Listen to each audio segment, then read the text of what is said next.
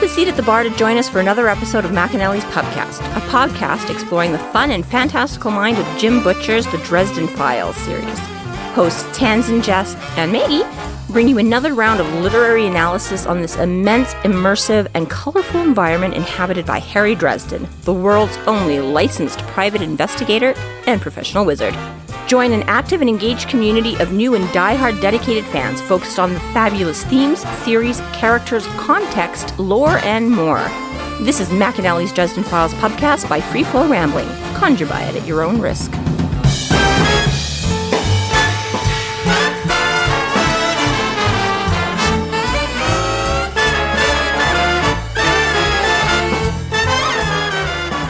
Welcome to the McAnally's Pubcast, brought to you by Free Flow Rambling.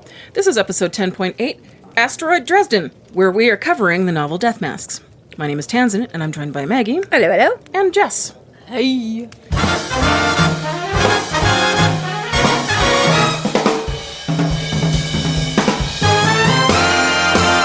Thank you so much to our Patreon subscribers for your generous support. It's people like you who help us keep doing what we're doing. If you're not yet a Patreon subscriber, sign up today and get a fuck ton of bonus content, kick-ass merch, behind-the-scenes outtakes, and more. Sign up today at patreon.com/freeflowrambling.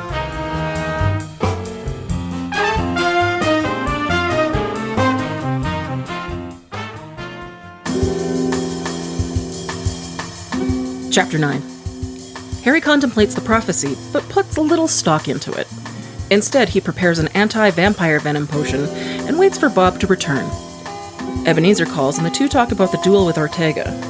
Bob finally returns, injured, and lets Dresden know Marcone has powerful wards set up.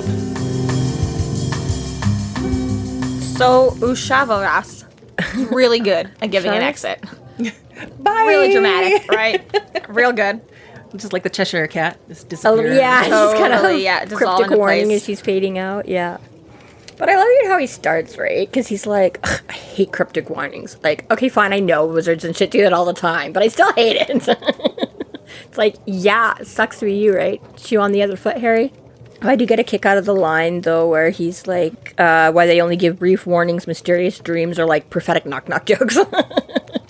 It is a good, summary of the prophecy and, how much weight to give them, right?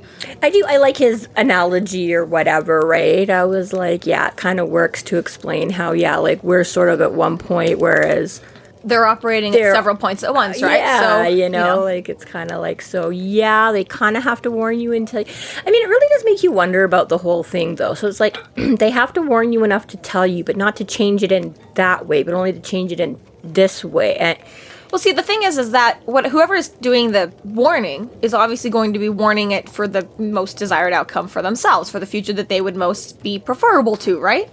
yeah. So if you're taking a prophecy from, in this case, Sharavas, then obviously, for whatever her, good or bad intentions are, she's going to be telling you, like, listen, like, whole city and all of Chicago and everyone, the knights and everyone is gonna die, or you could just die, which is gonna make things a lot easier for me in my future, blah, blah, blah. But you don't really know what the rest of that entails, right? Except, it sounds like she doesn't want him to, because that's what the knights said. The knights are like, you can't get involved because you'll die. And she's like, no, you need to know the rest of it. If you don't, then yeah, everybody else will. Seems like guess it's better that Harry does die then. Sorry, yes, I guess I see what you're, sorry, my bad. So that is, all well and good as far as the prophecy goes, but that doesn't necessarily tell us what the rest of the future holds, right? Not knowing what the rest of the future holds. Maybe the world is really better off if we have a Harry Dresden as sacrifice of the knights, or potentially, the other way around, right? Yeah. It's just Chicago. It's fine. Chicago. Whatever. Like Who's there? There's like nobody. It's like Right. little speck on the map. Yeah. One Christine and blah. Ugh. It's not even like they have good pizza or anything there, so, Yeah, and they eat sports peppers? Weird. Nah. Yeah, Weird. they look good. I want to try them. No, Somebody no. send me some. We're making fun of them right now, Tanzan. Oh, yeah. Gosh. Damn it. I really want sports peppers. So the point is that, I think, away from what Harry Dresden is doing about his whole, like, this is how the whole prophecy stone thing, river is a time, wibbly wobbly, bloobity blue, is that you've also got to take, with a grain of salt, not just because they don't know the whole future, but also because, their intentions for the future are also at question, right? Yeah, no, I know. I get. My point is just kind of like, at this point, there's been enough, like, why don't they just come down and be like, instead of like, because like I said, I've been reading the Percy Jackson ones too, and they're all about crazy prophecies and doesn't necessarily always mean what you think it's going to mean and da-da-da-da-da. And I'm like, kind of the way it's set up in that one is a lot of times the oracles don't really have control over, like, what or how they're saying it, Like, there's one that's mostly sort of like crossword clues type of thing, right? So it's like she'd love to be able to just say, hey, go to the door on the left. But instead she has to, like whatever magic, godly whatevers, right? So I'm like, I sort of get that. That's important. But something like this, right? Well, and I bet a lot of stuff is coming in very abstract as well. Not that clear to her. Well, and maybe that's part of it too, right? But like, just like right here with like this Olsharavas, basically she's like, okay, so we know the prophecy is that if you get involved, you'll die. If you don't get involved, everyone will die. So again, it leaves it open. So who knows who exactly... Because, again, it's not necessarily her prophecy. She's just relaying it because the other guys already relayed part of it, too. But it's like, if you're going to put that out there, why can't you just make it... Like, again, I'm like, I know what he's saying, but you got to put it with a light touch because you don't know which way it's going to... But I'm like, well, yeah, but if you need to, like, let them know that, okay, this is what's going to happen, so you need to change it. Why don't you just be like, make sure, like, nobody in Chicago dies? And, like, you know what I mean? Like, you'd think almost at this point you could just be like, okay, I really don't want this part. Whatever you do, don't make choices to go in that direction. Make sure you go in this direction. You know what I mean? Like, it's still so very faint and vague, and I'm like, I get it, but at the same time, I'm like, you leave it vague enough that you don't know that they're going to make the right choice and that they're going to actually... alter things the way you're trying to nudge them in the direction of, It's kind of a cosmic sense of humor, really. It's kind of like, I'm only going to tell you this. Well, have fun. And that's kind of what Harry... This is their entertainment. Oh, maybe. They're dropping the drama. Maybe they're like, ultimately, we don't really care. I guess if Harry fucks this up, we'll just make some other vague prediction to somebody else, and maybe they'll get things back. Fix it up, yeah.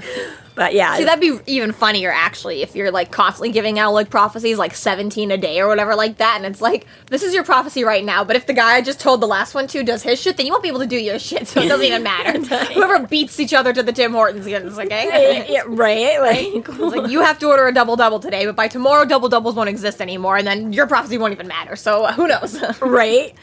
Right? Give me a cheeseburger. I'm sorry, we can't do a cheeseburger meal. Fine, give me the double-double. I don't care. Can we just have something with hamburger and cheese on it, please? Can you tell we stopped for food right before we come to the podcast? Bringing gifts of cheeseburgers. Trying to, anyways.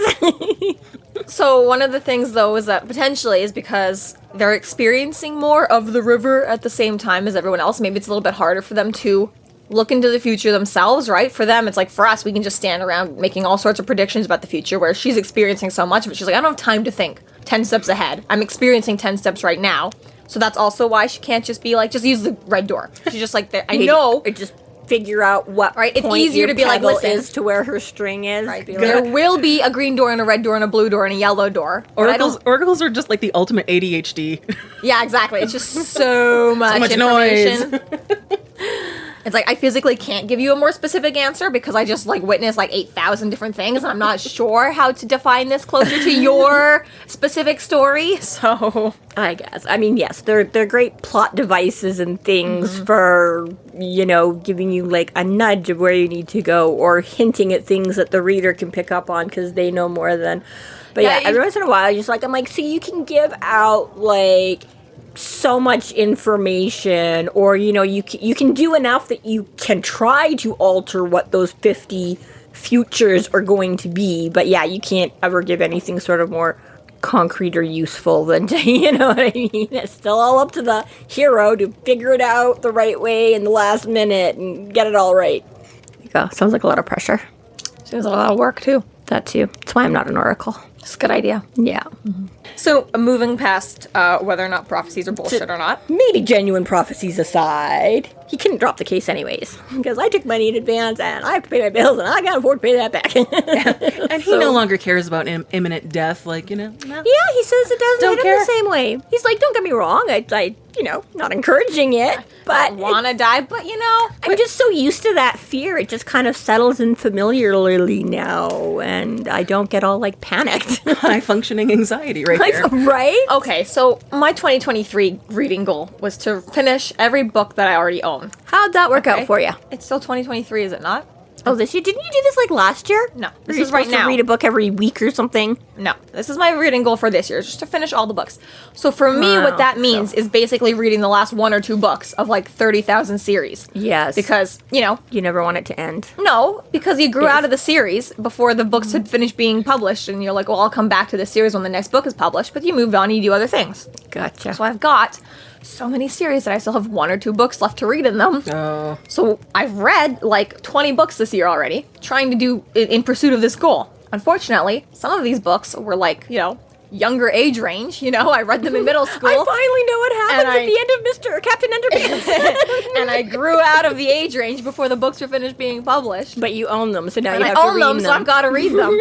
So there's one, The Land of Stories by Chris Colfer. Oh, yeah, those were good. I read book 5 7 years ago and gave it a horrible review on Goodreads.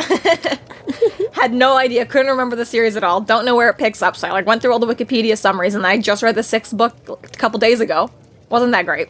But still love you, Chris Colfer, but it didn't translate well to adulthood. But it was funny because, like, Goldilocks, spoilers, gets pregnant and has a baby.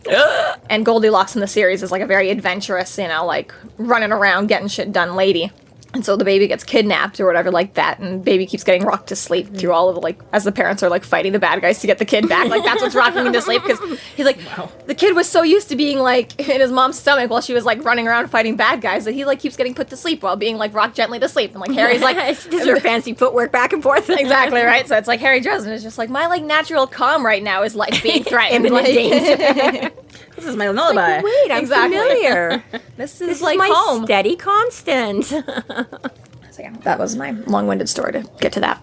Right. That's funny. That was in another series that I was just not to the same extent that you are, more just I was running out of things in between, and I was like, oh hey, wait, somebody put out more books than this one. But the other series by Anne Bishop, they have that, and basically it's the girls in that are prophetic and stuff like that. And they all get put into this benevolent care, so everybody thinks it's wonderful, and of course it's really, really not. So then it's some of these girls trying to survive that on their own and stuff like that, and the one girl is she's sometimes I get all these weird, crazy visions, and it's hard to tell, what's the right stuff and what's not, and, whatever. She's but there's always, this image or something, and if I know, that's my steady constant or whatever, so it helps me to determine whether I'm reliving something that happened or whether this is, new prophecy or, and blah, blah, blah. So it's that's the same thing with Harry and stuff like that. He's oh, I'm in imminent danger. Okay, this is real life. Well, that's a good point, actually, because Raven Baxter from That's So Raven, that's somebody who tried to act on a prophecy. Did you say Raven's batshit? Baxter? Oh, Baxter. I was maybe, but who did everything in her powers to completely tell the prophecy as full as she possibly could and wanted to be as involved in the prophecy, changing as much as she could, and still always got it wrong. So even if the Oracle or whatever wants to give as much information as possible, they just don't know shit anyways. I guess that's right. The power of the beard. No, we just do baby. Yeah. Which That's So Raven wasn't bad. I hated the spin-off. The Corey in that house was just dreadful, I gotta say. Sorry, guys. Sorry. Was that Disney or was that Nickelodeon? That's Disney. Yeah, sorry, Disney. Yeah, that's that one. They made enough money off of it. They don't care. I'm sure they did anyways. Sure, they don't care if you liked it or not. No, I'm guessing they probably don't. In fact, they'll probably sue us for even mentioning their name. So Harry gets the potion making, which is always a fun time. Mm-hmm. I always love what ingredients. I'm always paying attention to which ones. They're the most interesting thing in the world, quite frankly. Yeah. Use stale coffee. Added hairs from a skunk for scent. A small square of sandpaper for touch. I tossed in a small photo of Meatloaf cut out from a magazine for sight. Is this a cooking magazine or is this actually the artist Meatloaf? Oh no, I'm thinking the artist. No, not me. Meatloaf. I'm sure it has it with a capital M. Yeah, it's a capital. Yeah, no, it's not a hunk of meatloaf. It's the artist. I wasn't sure. And I'm like wow, that's a bit of a kick in the face, isn't it? Why Meatloaf?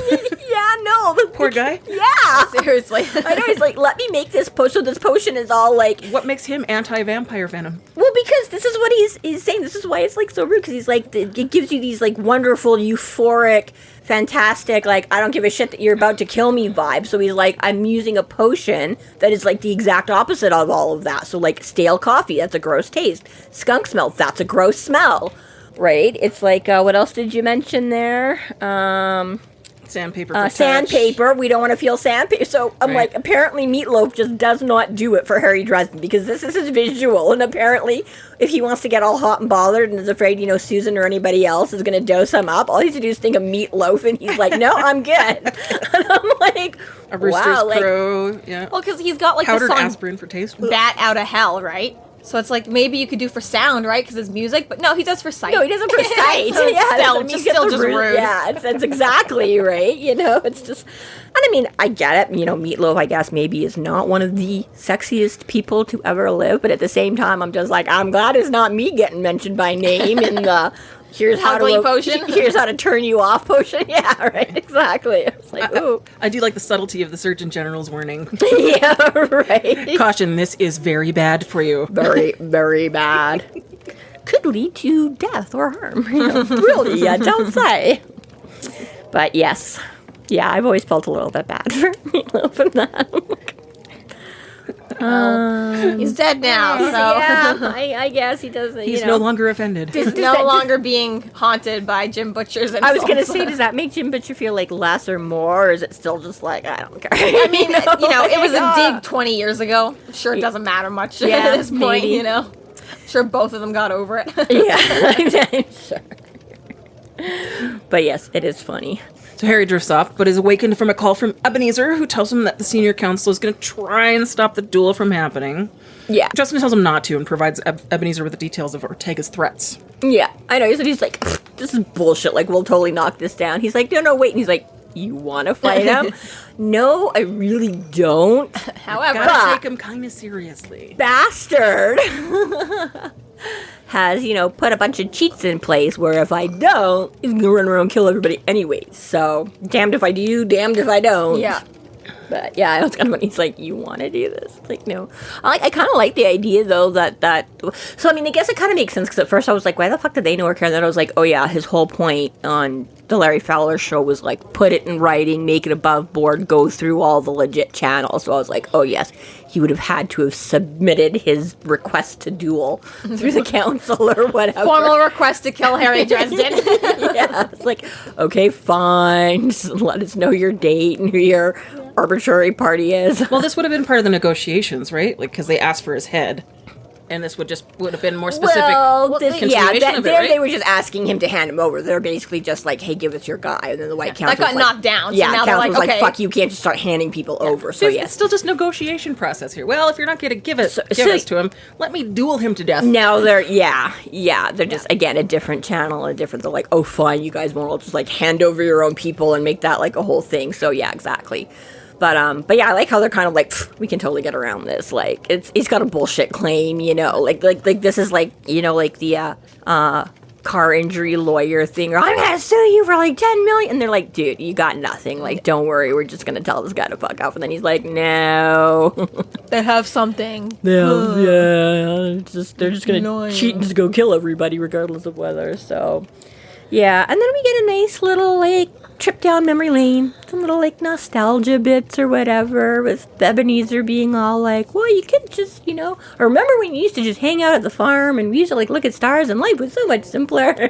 Which was only for 2 years, right? I know, I forget sometimes. It makes it seem like it lasted a lot longer, but reality was it was only 2 years. It's only 2 years. The whole Justin Dumore thing happened when he was 16, right? And then Harry says when he was 18, he immediately hit the road and traveled around America until settling down in Chicago, right? Basically, yeah, going and getting his license and doing all that. And it's funny because when you hear a lot of what, like, just the way he reminisces on stuff, like, further throughout the books, and the things that the things that he did learn and stuff from, because, like, I know he says it somewhere, he's like, he didn't really teach me a lot, but at the same time, he did learn a lot from, but yeah, it always makes you think, like, there's this longer period in his formative years, you know, where it was, like, from, like, 12 to 18, or, like, you know, and it's like, no, it really wasn't, because, yeah, it's like, Demorne snatched him up when he was, like, what, 9, or, no, it wasn't when he's 6. No, it was, like, 8 or 9 or something. He spent a couple of years in orphanage. Yeah, because I was going to say, was it as late as 10 or something like that? But anyways, yeah.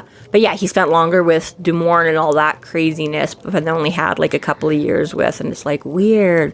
Because it feels like, and I mean, I guess it just goes to show of what kind of present / mentor / role model, I guess, that Ebenezar was. That, like, just those 2 years had, like, such an impact on Harry that it makes, you know, him and by proxy us feel like, you know, he had this whole lifetime with them of, you know.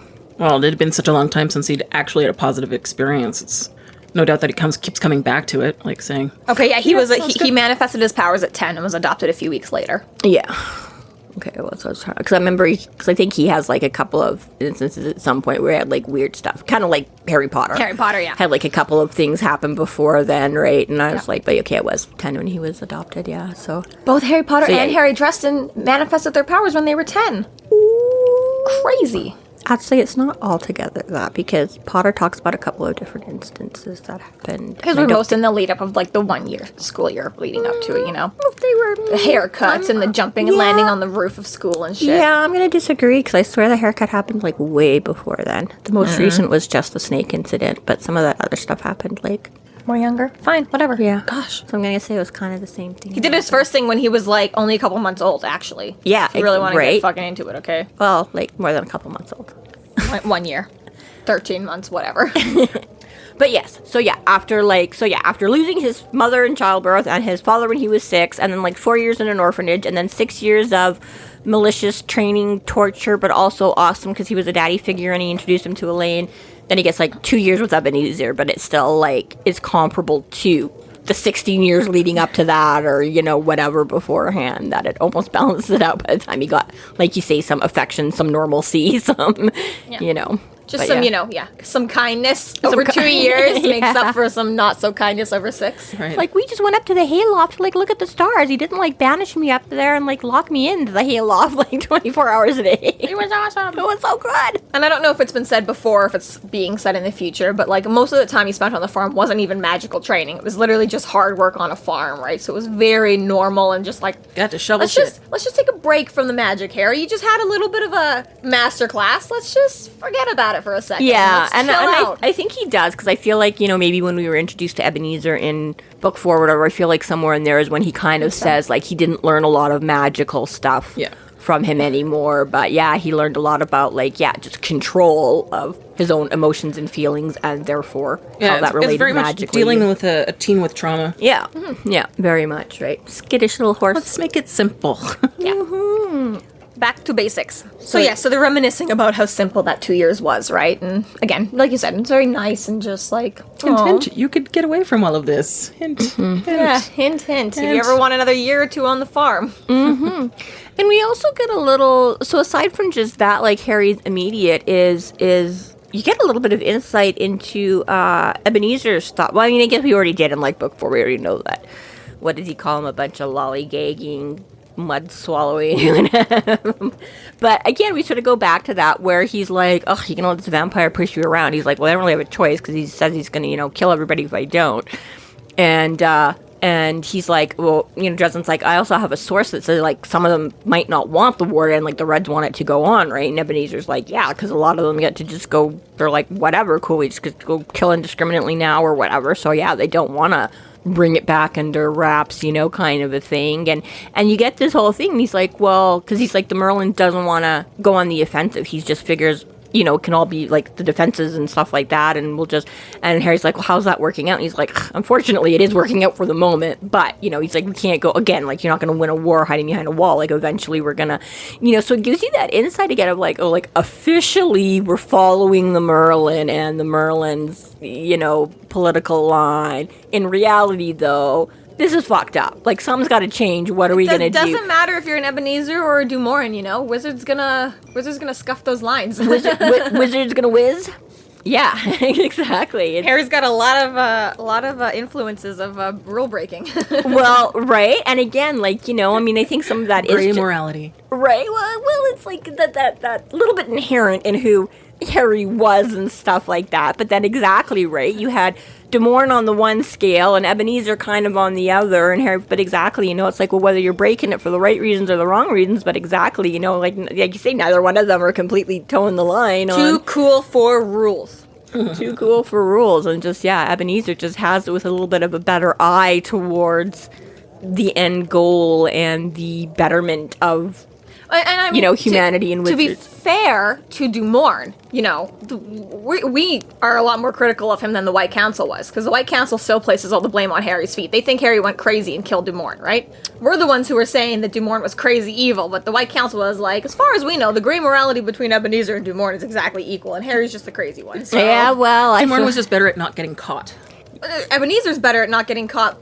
That's the true. same way. De Morn right? is dead. The Ebenezer's White Council Yeah. hasn't kicked Ebenezer out of anything. They don't like him because he's He's opinionated, and that's Right? the thing, right? But I mean, that's the difference, is that De Morn was specifically practicing black magic, and he was specifically going outside the rules and trying to, like you say... wasn't getting caught. Wasn't getting caught, but to brainwash Harry and Elaine to be, you know, the first of his elite lieutenants and blah, blah, blah. Whereas McCoy doesn't want to go outside the laws of the White Council. He just thinks that the Merlin's an idiot sometimes and that they're kind of dicks. And you know what I mean? Like, I think that's the difference. It's that, he goes outside the rules in the sense of, like, you guys are being, you know, like, again, okay, you know what? Right away, everybody, sure, walk in a line, but you all are walking to the slaughterhouse. You know, in this particular case, now is a good time to not, you know what I mean? Whereas De Morn is just like anarchy and chaos and let's worship the Dark Lord, you know?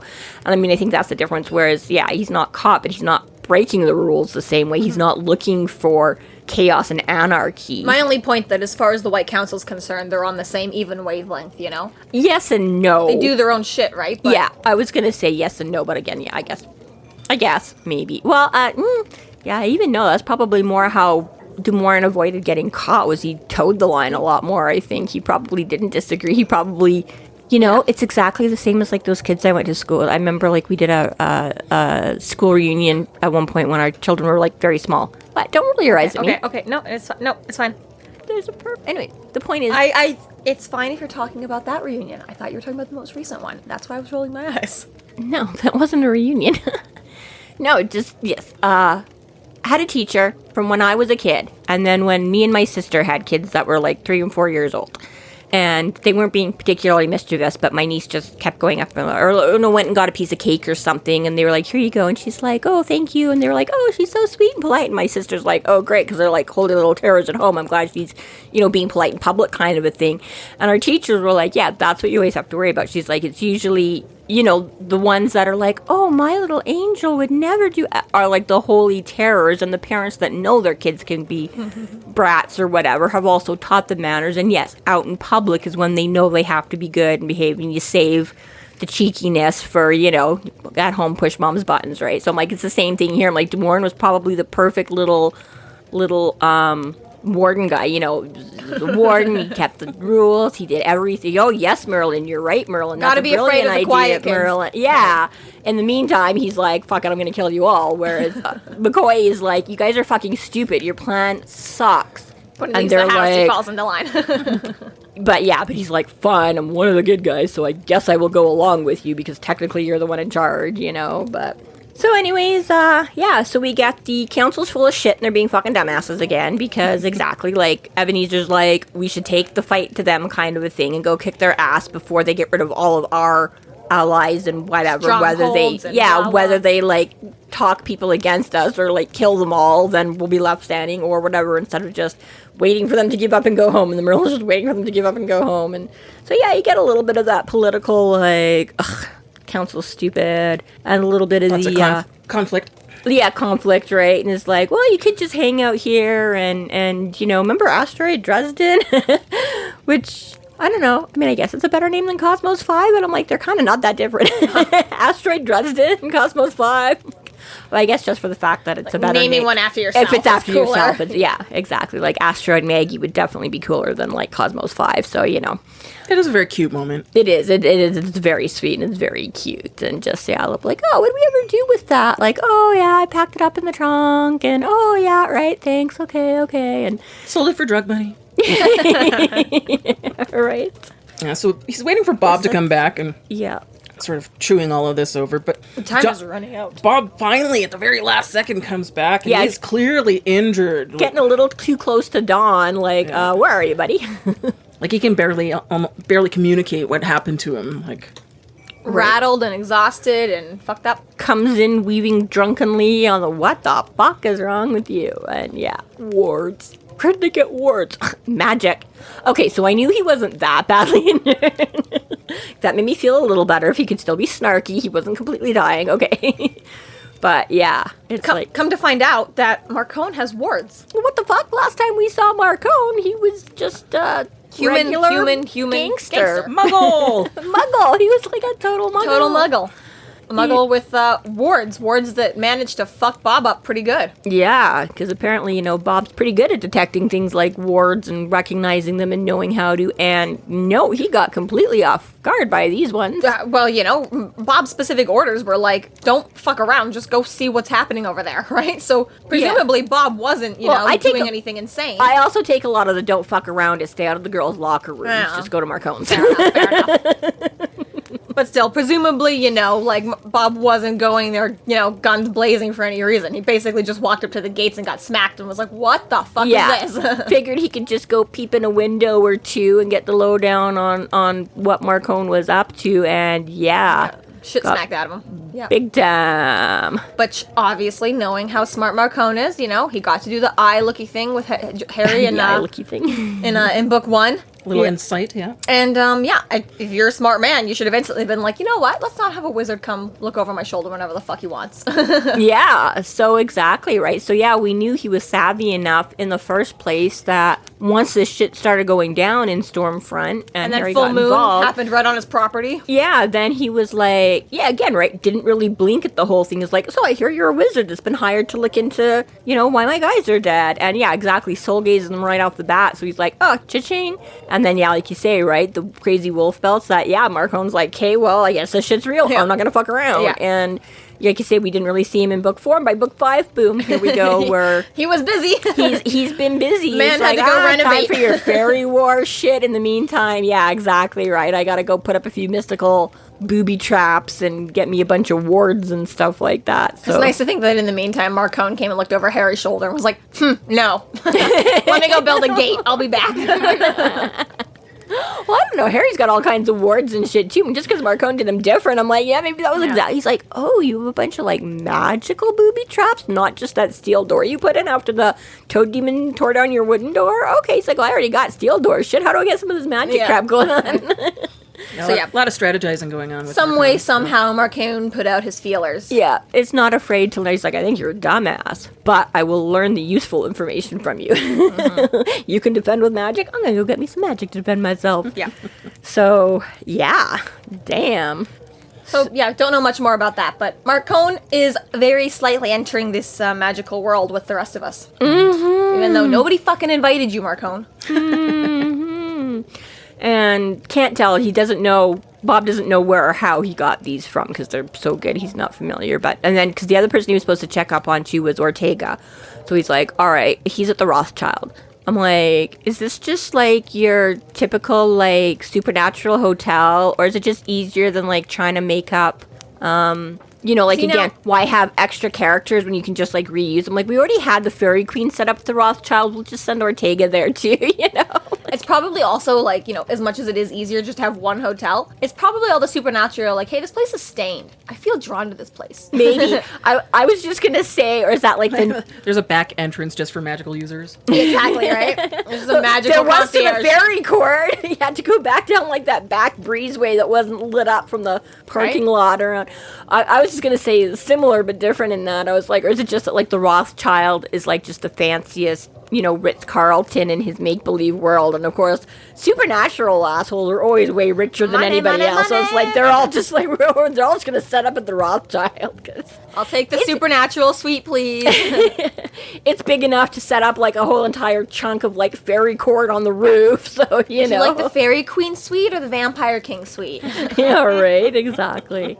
But yeah, either way, either like you say, it's already got the remnants of supernatural to draw it in, or it's just like the fanciest place and like, wow, only the best for us. Yeah.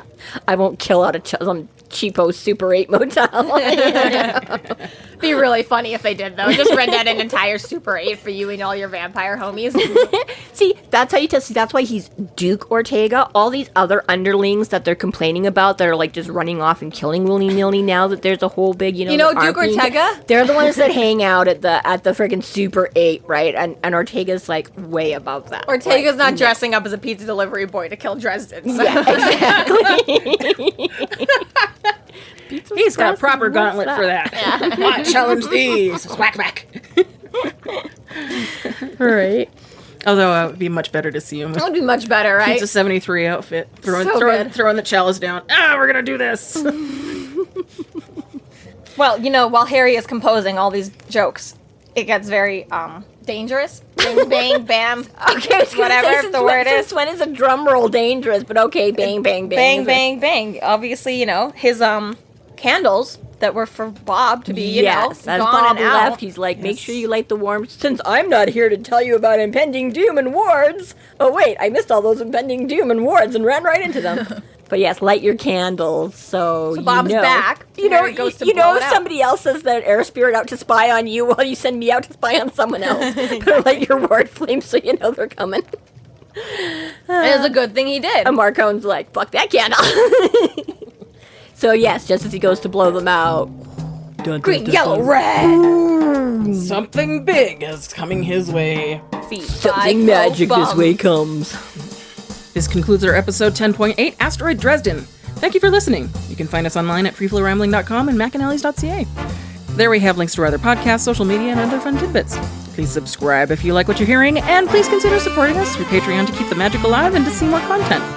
We are Free Flow Rambling. Conjure by it at your own risk.